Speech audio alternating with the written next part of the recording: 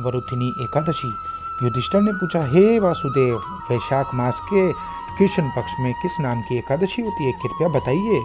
भगवान कृष्ण ने कहा, गुजरात महाराष्ट्र के अनुसार कृष्ण पक्षी एकादशी वरुथिनी के नाम से प्रसिद्ध है। यह इस लोक तथा परलोक में भी सौभाग्य प्रदान करने वाली है। वरुथिनी के व्रत से सदा सुख की प्राप्ति और पाप की हानि होती है। वरुथिनी के व्रत से ही मंदाता तथा धुंधुमार आदि अन्य अनेक राजा स्वर्ग लोक को प्राप्त हुए। जो फल 10,000 वर्षों तक तपस्या करने के बाद मनुष्य को प्राप्त होता है, वही फल इस वरुथिनी एकादशी का व्रत रखने मात्र से हो जाता है। हे नृपश्रेष्ठ, घोड़े के दान से हाथी का दान श्रेष्ठ है। भूमि दान उससे भी अधिक बड़ा है। भूमि दान से भी अधिक तिल का दान है।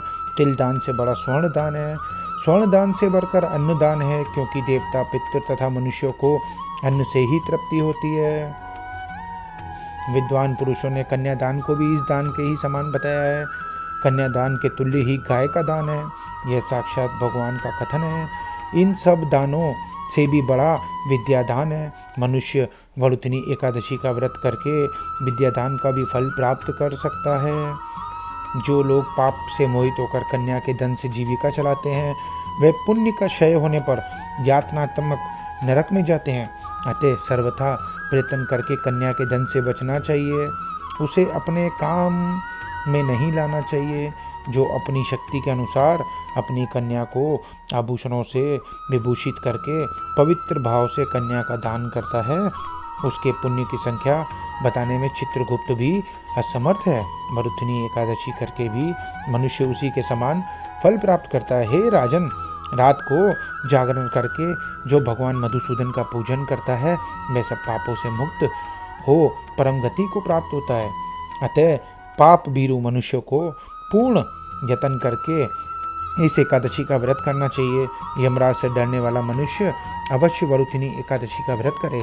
राजन, इस कथा को सुनने और पढ़ने से सहस्त्र गोदान का फल मिलता है और मनुष्य सब पापों से मुक्त होकर विष्णु लोक में प्रतिष्ठित होता है। तो भगवान कितने सरल तरीके से यहाँ पे बता रहे हैं, इतना सरल कर दिया। एक एकादशी के व्रत मात्र रखने से इतना सारा पुण्य मिलता है।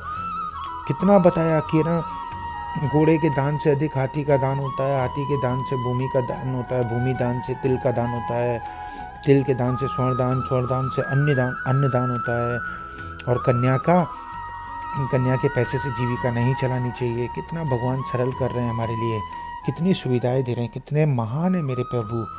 तो आइए वरुथिनी एकादशी का व्रत अवश्य करें।